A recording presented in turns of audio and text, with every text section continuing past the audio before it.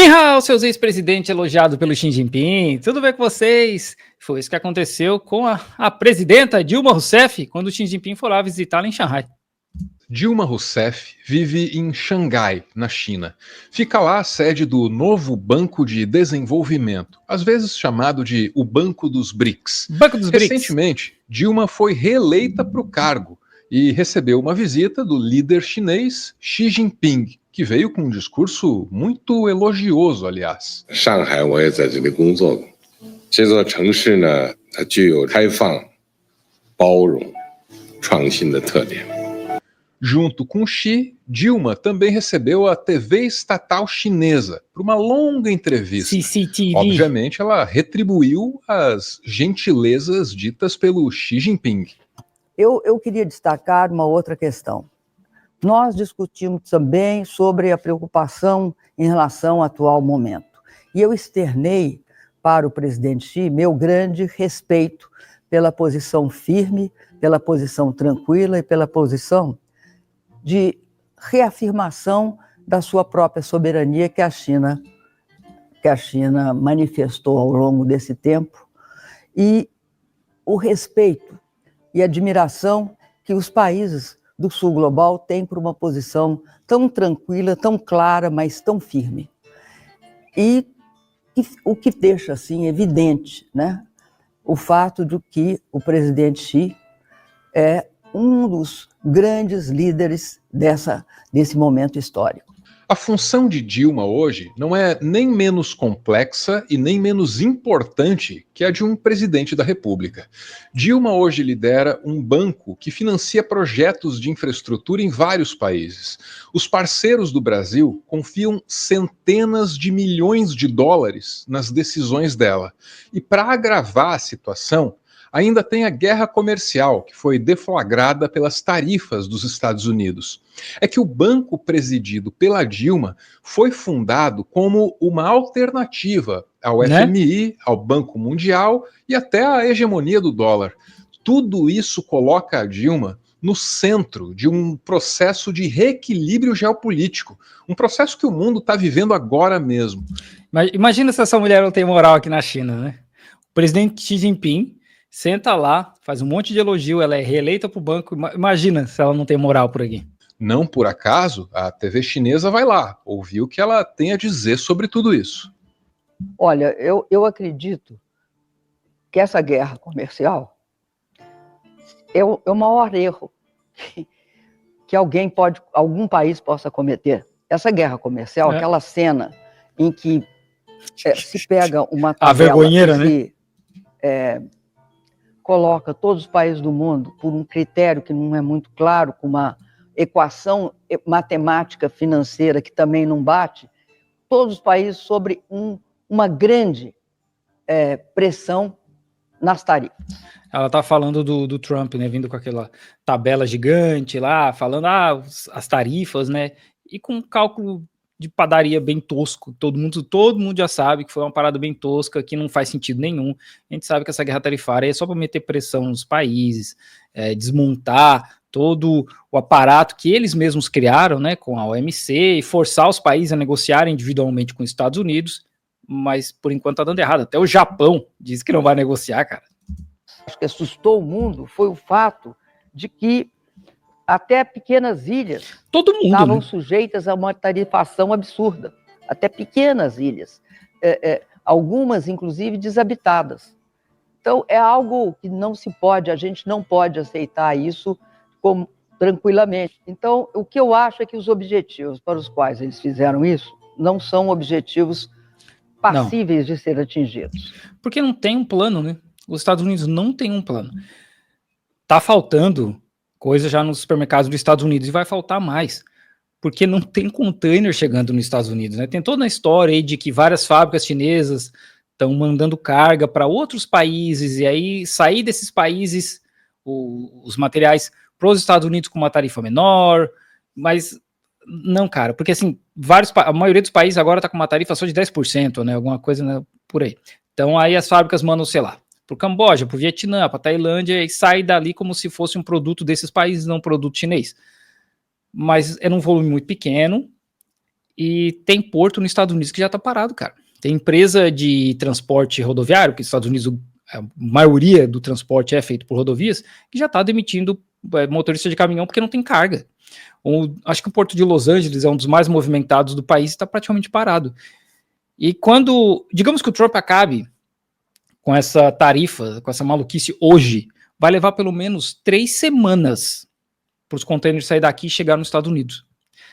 Isso só o tempo de viagem, né? Considerando que agora tem uma fila gigantesca de navio em Shanghai e Ningbo, que são acho que são os 2 portos mais movimentados da China. Os navios estão cheios lá só esperando. Isso tem um custo, claro, né? A própria Walmart, a Target, a Amazon começaram a liberar as cargas, falar, a gente vem, que a gente vai vender com tarifa mesmo, porque senão eles não vão vender, né? Eles vão acrescentar o valor da tarifa, que quem vai pagar essa tarifa são os americanos, mas não é o suficiente, não é. Então, agora a gente está no fim de maio, né? Vai ter o começo das aulas, a volta às aulas lá para agosto, julho dos Estados Unidos, vai faltar material escolar nos Estados Unidos. É simples assim. Se não acabar com essa tarifa aí logo, vai faltar material escolar nos Estados Unidos pro próximo ano letivo. Eu acho que eles estão se ferindo a si mesmos. Por quê?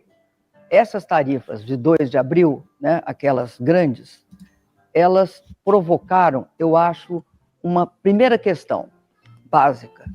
Elas são responsáveis por algo que os Estados Unidos vêm acusando outros de fazer. Sim. Elas são responsáveis pela desdolarização. Eu sou Arvro e esse é o meu questão sobre o improvável destino de Dilma Rousseff. Mulher caiu para cima, né? Em 2015, Dilma ainda era presidente do Brasil. Em julho daquele ano, ela estava na Rússia para uma conferência dos BRICS. E não era qualquer conferência, porque naquele ano, 2015, Brasil, Rússia, Índia, China e África do Sul estavam inaugurando um banco, o novo Banco de Desenvolvimento. A criação desse banco era cogitada desde 2012. E em 2015 estava se tornando realidade, em grande parte pelos esforços do Brasil no campo das relações internacionais. Já naquele momento, o Brasil e, por extensão, a sua presidente também, a Dilma, eram vistos como articuladores importantes para a criação do banco. Não por acaso, coube a Dilma a função de apresentar os objetivos dessa nova instituição na fatídica Cúpula dos BRICS de 2015, na Rússia. A estratégia para a parceria econômica do BRICS, que hoje lançamos, constitui um mapa do caminho para ampliar entre nós o comércio, os investimentos e a cooperação em setores como energia, mineração, agricultura, finanças, infraestrutura, educação, ciência, tecnologia e inovação, turismo e mobilidade laboral. Mas embora fosse respeitada e ouvida pelos líderes das nações parceiras do Brasil, a Dilma recebia um tratamento muito diferente no próprio país. Por que será, né? Havia uma crise política interna que logo resultou no impeachment, em abril de 2016. Decidiram pela interrupção do mandato de uma presidenta que não cometeu crime de responsabilidade. Condenaram uma inocente e consumaram um golpe parlamentar. Entre a criação do banco em 2015 e o impeachment em 2016, muita coisa muito negativa foi dita a respeito da Dilma no Brasil. É claro que com o tempo, muito do que foi... Porque, né, será que rola um machismo nisso aí? A gente viu o Bolsonaro fazer pior, falar pior e não ser tratado da mesma forma, né, cara? Isso que é triste, né? Foi dito, acabou sendo desdito, então logo deixou de ser conveniente dizer. Claro. Né? Às vezes fala em corrupção, é mentira. Ela é honesta, o que eu sei, o que eu pude acompanhar, óbvio, embora né? estivesse à margem do governo, óbvio. Embora fosse vice-presidente. É a rainha da Inglaterra, né? Mas ela não tem, eu quero atestar aqui, não há nada que possa apodá-la de corrupto ou coisa, né? Para mim, honestíssimo, primeiro ponto. Depois do impeachment, a Dilma perdeu muito da viabilidade eleitoral dela. Em 2018, a Dilma tentou ser senadora por Minas Gerais, terminou em 4º lugar na eleição. Aí, em 2022, nem chegou a disputar um cargo eletivo, mas em 2023 ela encontrou nos líderes dos BRICS aquele voto de confiança que o eleitor brasileiro mesmo já não dava mais. A ex-presidente Dilma Rousseff foi eleita hoje a nova presidente do Banco do BRICS, que é o grupo de países que reúne Brasil, Rússia, Índia, China. E aí você vê a CNN aqui, né? Dilma é eleita presidente do Banco do BRICS. Aí o que eles colocam embaixo disso? Ex-presidente deve ter salário de mais de 200 mil.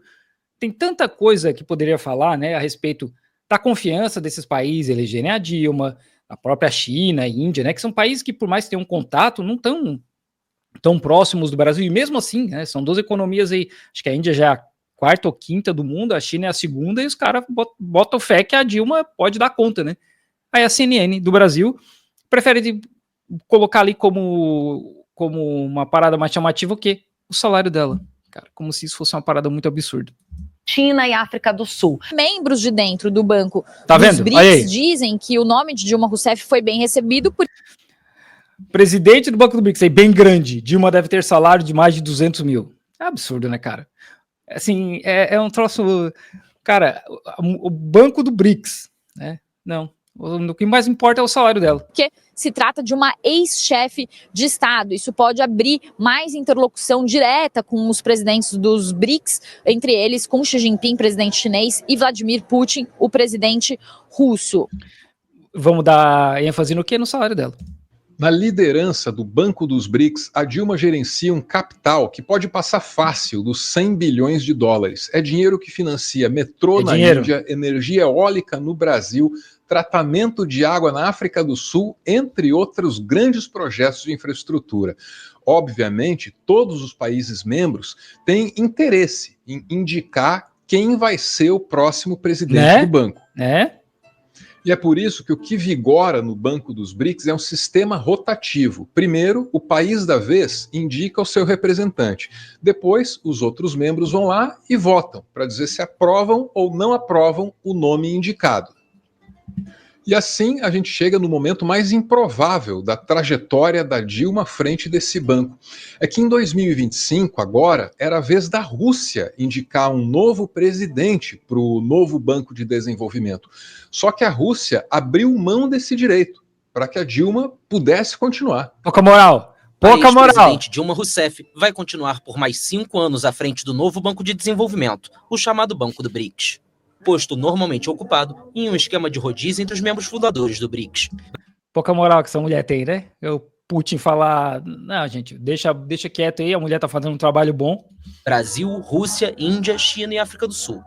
Mas durante o encerramento da 16ª cúpula do bloco em outubro, em Kazan, na Rússia, o presidente russo Vladimir Putin já havia acenado com a indicação de Dilma. O novo mandato da Dilma à frente do Banco dos BRICS é muito mais importante que o primeiro, em função do momento histórico. Não é segredo para ninguém que o Banco dos BRICS surgiu como uma alternativa ao FMI, ao Banco Mundial.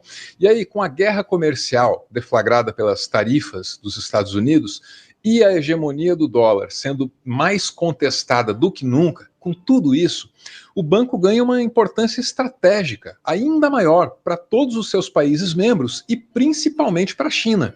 Não por acaso, a TV chinesa usa mais de meia hora lá para ouvir o que a Dilma tem a dizer.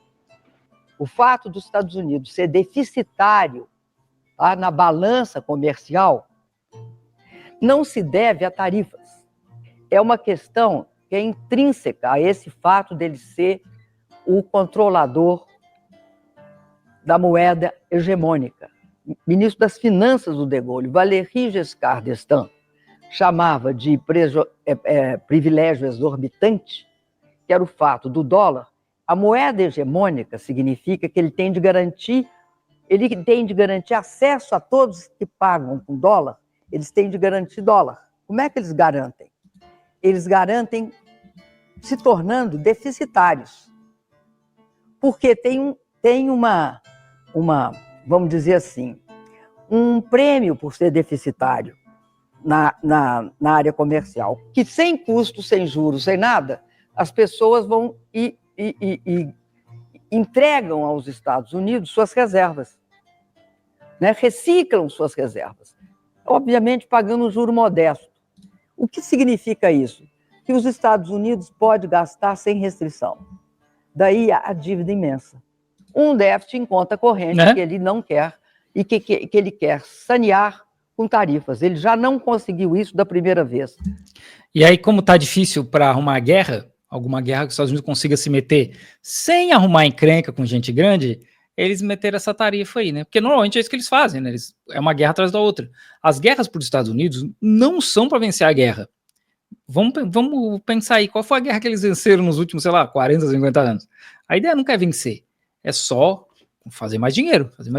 Fazer dinheiro para o complexo militar industrial, que tem que continuar produzindo mais armamento, fazer dinheiro para as empresas que vão reconstruir o país, que é o caso agora da Ucrânia, né? Eles assinaram um acordo aí com os minerais da Ucrânia, e as empresas dos Estados Unidos de engenharia civil vão reconstruir a Ucrânia, e assim vai, cara.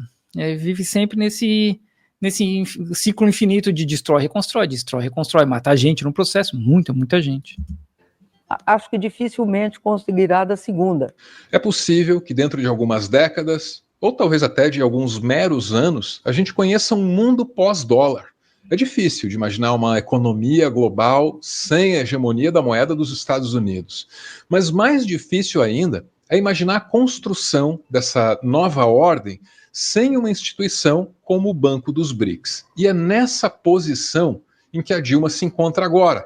Ela se tornou uma espécie de gerente do processo de desdolarização do mundo. E esse é um destino que ninguém poderia prever no auge da rejeição a Dilma em 2016. Agora, a mulher caiu para cima, cara. Disse tchau, querida, se despediu cedo demais. A mulher caiu pra cima, cara. Que a mulher é muito foda, né? Pode ter os problemas que for, mas a mulher é foda demais, mano. Não tem.